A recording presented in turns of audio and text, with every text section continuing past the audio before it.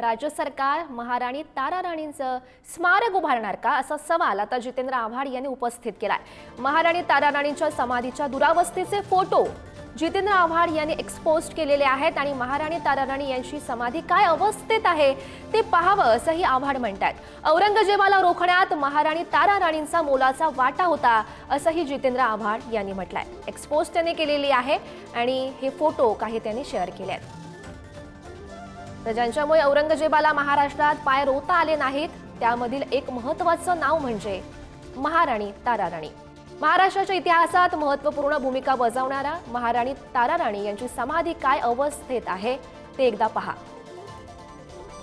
महाराष्ट्र सरकार इथे तिथे स्मारक उभी करू लागलेली आहेत। तेच सरकार महाराणी तारा राणींचं स्मारक उभारतील का, प्रश्न एवढाच आहे।